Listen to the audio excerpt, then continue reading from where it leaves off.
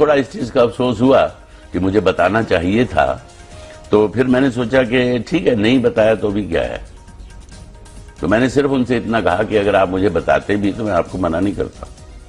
آپ نے مجھے انڈر ایسٹیمیٹ کیا، اس کا مجھے دکھ ہے. میں بالکل کسی کو بھی منع نہیں کروں گا، میں اپنے بیٹے کو بھی نہیں منع کروں گا کہ کل کو وہ کہے کہ بابا میں تو اسلام قبول کرنا چاہتا ہوں. میں کہوں گا خوشی سے،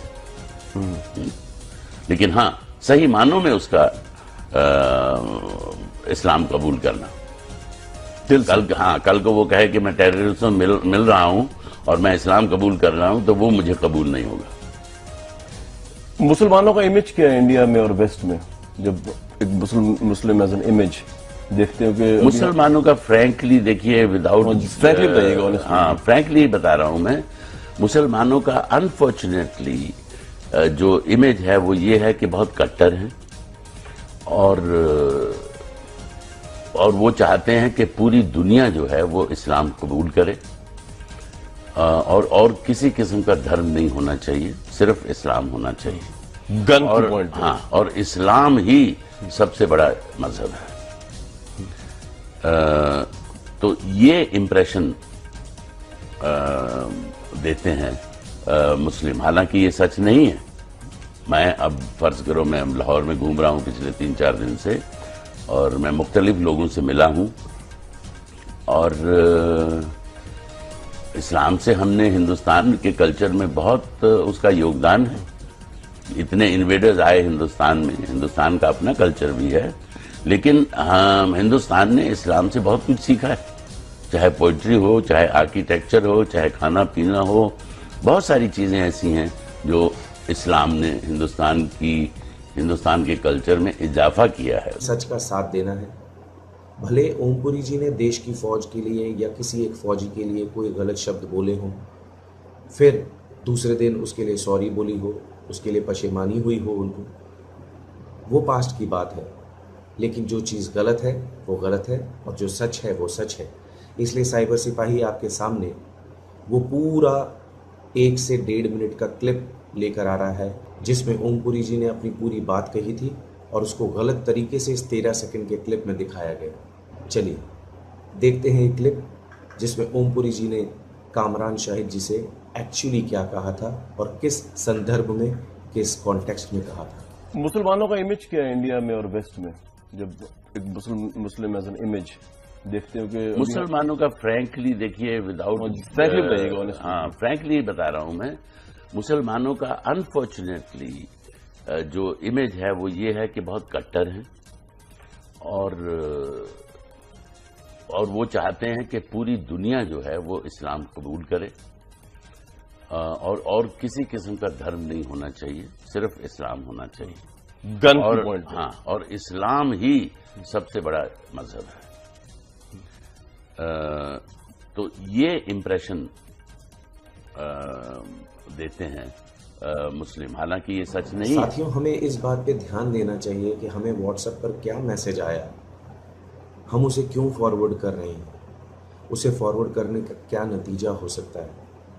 کیا ہم بنا سوچے سمجھے نادانی میں کوئی بھی پوسٹ فارورڈ کر دیں تو اس کا نتیجہ کیا ہوگا. ایسے پوسٹ کاپی پیسٹ کر کے فارورڈ کرتے ہوئے ہم ایک بار سوچ لیں، اپنے لیے نہ صحیح، کسی دوسرے کی فیلنگ کے لیے. آئندہ سے کوئی بھی کلپ فارورڈ کرنے سے پہلے 10 بار سوچیں، جانچ پڑتال کریں کہ کیا میں صحیح کر رہا ہوں، کیا یہ پوسٹ صحیح ہے. جے ہند، وندے ماترم. سر جیسے ابھی آپ نے کہا پاکستان کے سب مطلب ان کے پروڈکٹس کچھ بھی ہو کپڑے نکال دینے چاہیے، تو ویسے ہی ابھی چائنا بھی ان کے ساتھ ہو گئی ہے اور انڈیا کے خلاف ہو گئی، تو کہیں نہ کہیں آپ کو ان کے تو آپ ڈر گئے کہ ان کے پروڈکٹ، ارے ڈرو مت، ایکسپورٹ اور امپورٹ کے پروڈکٹ بند کر دینے چاہیے چائنا کے. ہم کئی لڑائیاں لڑ چکے ہیں ان سے. 65 میں بھی لڑی، 71 میں بھی لڑی، کارگل بھی لڑا، اور گھر کے اندر بھی لڑ رہے ہیں. تو گھبراؤ نہیں بیٹا، بہت مضبوط ہے پاکستان. پاکستان کی دنیا کا مسلمان جتنا ہندوستان میں سرکشت ہے وہ کسی ملک میں نہیں ہے. آپ دیکھ لو، سوائے اسلامک کنٹریز کے، UAE اور سعودی عربیہ.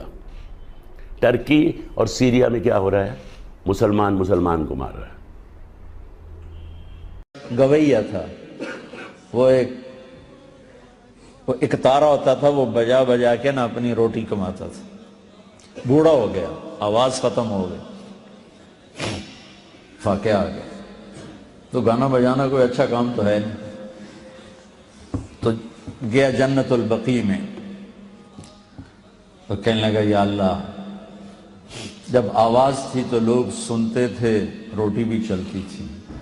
آواز گئی، روٹی بھی گئی. اب اس بڑھاپے میں کہاں جاؤں؟ حالانکہ میرے رزق کا انتظام فرما، مجھے معاف فرما. عمر رضی اللہ عنہ مسجد میں سوئے ہوئے تھے، ان کو خواب میں آواز آئی، میرا ایک بندہ جنت البقیع میں مجھے پکار رہا ہے. کس کو آواز آئی؟ عمر. کس کے بارے میں؟ گانے والا. عمر رضی اللہ عنہ ننگے پاؤں دوڑے، ننگے سر. پتہ نہیں کون ابدال بیٹھا ہے وہاں پکارنے والا. جو دوڑے ہوئے اندر آئے تو قدموں کی آہٹ، تو وہ گویے کی نظر پڑی. عمر آ رہے ہو، ننگے سر ننگے پاؤں. نے کہا ابھی آج میری خیر نہیں. وہ اٹھ کے دوڑنے لگا. تو اس میں نے کہا ٹھہرو ٹھہرو ٹھہرو ٹھہرو، میں خود نہیں آیا ہوں، مجھے بھیجا گیا ہے. کہ کس نے بھیجا ہے؟ کہ جسے پکار رہے ہو اسی نے بھیجا.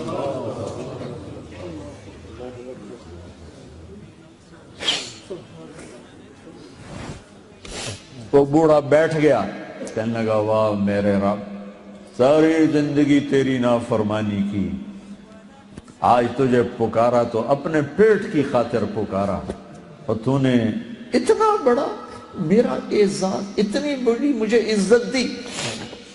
اے اللہ مجھے معاف کر.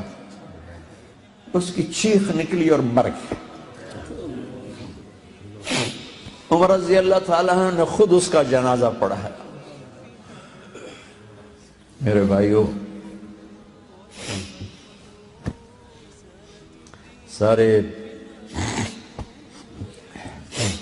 سارے قرآن کا خلاصہ ہے کہ اللہ کو پالو. اور وہ خود ارادہ کر، اوکھا کام تاؤں ہوئے جو ادھی صلاح نہ ہوئے. وہ تو ارادہ کر چکا ہے کہ میں تم سے پیار کرتا ہوں، تو بھی آج توبہ کر لے، ہماری صلح ہو جائے، معافی مانگ لے، سب معاف ہو جائے. اور اتنا کھلا میدان دیا ہے. میرے تمہارے تو گناہ ہی تھوڑے سے. کہتا ہے لو بلغ الذنوب عنان السماء، میرا بندہ اتنے گناہ کر، میری بندی اتنے گناہ کر کے آسمان کی چھت کو لگا دی. ہے کسی دا اتنا حوصلہ؟ اتنے کا اللہ کی قسم سارے فرشتے کافر ہو جائیں، مسلمان بھی کافر ہو جائیں، کافر تو پہلے ہی کافر ہے، جن بھی کافر ہو جائیں، قیامت تک زندگی ہو، اور سارے مل کر گناہ کریں، آسمان چھوڑ سورج تک نہیں پہنچا سکتے. اور میرا اللہ کہتا ہے ایک مرد ایک عورت اتنے گناہ کرے کہ آسمان کی چھت کو لگا دے. ساری دنیا کہے پکا دوست تھی، اور اللہ کہے میرا بندہ سر ایک دفعہ آدھی زبان سے کہہ دے یا اللہ معاف، تو میں سارے ہی معاف کروں گا. ولا والی. یہ کون تلاوت کر رہا ہے؟ تو مجھے کہا گیا حارثہ بن نعمان کر رہے ہیں، حارثہ بن نعمان. تو آپ نے سوچا، فرمایا کہ حارثہ تو ابھی زندہ ہے، مرا تو نہیں کہ اس کی روح جنت میں آ گئی اور تلاوت کر رہی. وہ تو زندہ ہے، مدینے میں. تو یہ قرآن کی تلاوت دیکھو، تمہیں سنانے کے لیے کتنا بڑا ساؤنڈ سسٹم لگا ہوا ہے. ہم تھوڑے سے بچے ہو، ادھر بچی ہوں گی، مسورات ہوں گی. اور جنت ساتویں آسمان پر، مدینہ زمین پر، اور حارثہ کی آواز آپ جنت میں سن رہے ہیں. کیڑا لاؤڈ سپیکر آئی، کیڑا ساؤنڈ سسٹم آئی، اور وہ سنو. کہی یہ کیا بات ہے، حارثہ تو ادھر گھر بیٹھا ہوا ہے. کہا جی ماں کی ایسی خدمت کی ہے کہ اللہ نے خوش ہو کر کہا ہے جب حارثہ قرآن پڑھے ساری جنت کو سناؤ. ہاں، ساؤنڈ سسٹم کیا تھا؟ ماں کی خدمت، ماں کی دعا. ایک روایت میں آتا ہے کہ صحابہ میں दो सब फर्मा बरदार थे, पर दो जो थे ना वो आउटस्टैंडिंग थे, एक्स्ट्रा ऑर्डिनरी थे। दो ने जैसे माँ की खिदमत की किसी ने नहीं की, एक हजरत उस्मान और एक हारिसा बिन नोमान। हारिसा बिन नोमान का हाल ये था कि बीवी घर में, उसे नहीं कहते थे मेरी माँ की खिदमत कर, है भी नहीं। बीवी के जिम्मे मेरे माँ बाप की खिदमत नहीं, वो करे उसका मेरे पर भी एहसान है, मेरे माँ बाप पर भी एहसान है, मैं उसका शुक्रगुजार हूँगा। लेकिन अगर वो कहे कि मैं नहीं कर सकती तो वो मुजरिम नहीं है, नाफरमान नहीं है। हमारे माहौल में तो इसका तस्वुर ही नहीं है। सारी लड़ाइयाँ ही इसी पर हैं कि मैंने चाय नहीं पुछ दी, मैंने सलाम ही नहीं कर दी, मेरे कपड़े ही नहीं धोन दी। एक घर में यहां तक तलाक पहुंच गई थी, हो रही थी, अल्लाह ने मुझे मैं जरिया बना कि सास ने ये आग लगाई थी, ए पेके जानती मेरे को पुछ कहीं नहीं जानती, और बेटे को इतना भरा कि वो तलाक देने पे आ गया। मेरा चूंकि ताल्लुक वास्ता था, मैं कहा तेरे को पुछ के जानती है? मैं कहा जी जानती। तो मैं कहा ये को पुछना तो जरूरी नहीं, ये तेरे को पुछ के ना जावे फिर ये गुनाहगार है, वो तेरी माँ से पूछना इसके जिम्मे नहीं है, क्यों पागल बनते हो? अरे अल्लाह के वास्ते दीन पढ़ो। तुमने सिर्फ तस्बीह फेरने को इस्लाम समझा है, नमाजें पढ़ने को इस्लाम समझा है। ये तो 2 घंटे का काम है नमाज पढ़ना। पूरी जिंदगी सीखो बच्चों, तुम्हारी शादियां होने वाली हैं और हमारा ससुराली मुआशरा बहुत जालिम है। मैं दर्द से बोलता हूं, इसी मुल्क में रहता हूं, अपने खानदान में देखता हूं, बाहर देखता हूं, फिर कहानियां सुनता हूं, फोन सुनता हूं। अब तो सुनने छोड़ दिए, मेरा कलेजा फट गया। मैं किसी के आंसू कहां कहां जाके पूछूं।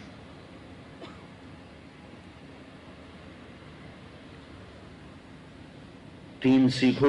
दीन से मुराद नमाज नहीं कह रहा हूं, वो दीन इबादत का बहुत बड़ा हिस्सा। जिंदगी, दीन की जिंदगी सीखो। दीन किस चीज का नाम? जिंदगी है, एक जिंदगी है। बड़ी मुश्किल से वो तलाक खत्म करवाई बीबी।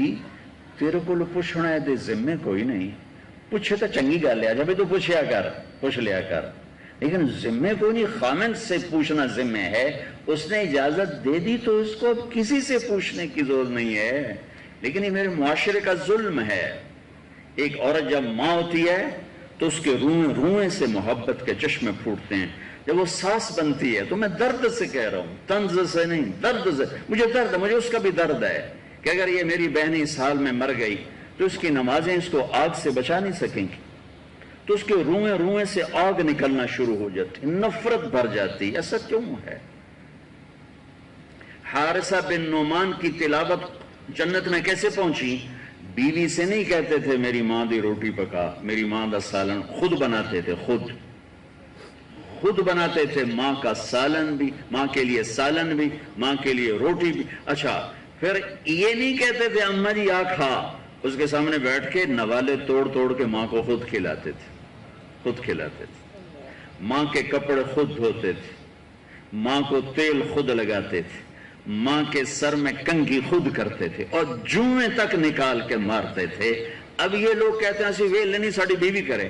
तुझे लानत है तेरी उस मसरूफियत पर जो तुझे मां के लिए टाइम ना दे सके। कौन सी मसरूफियत है तुम्हारी मां कीमती है या तेरी दुकान कीमती है? वक्त निकाल, अपनी मां अगर जिंदा है वक्त निकाल। हारिसा की आवाज जन्नत में कैसे पहुंच? मां के ये क्यों खिदमत। और आखिरी बात, जब कोई मां के हारिसा बेटा ये जरा कर देना, अब उनको समझ में नहीं आया कि मां ने क्या कहा, तो कभी नहीं कहा मां जी किया जे, मैंने समझ नहीं आया। बाहर निकल के बीवी को इशारा करते, वो बाहर आ जाती, कहते मां जी ने क्या कहा है मुझे समझ में नहीं आया। दोबारा दोहराते नहीं थे।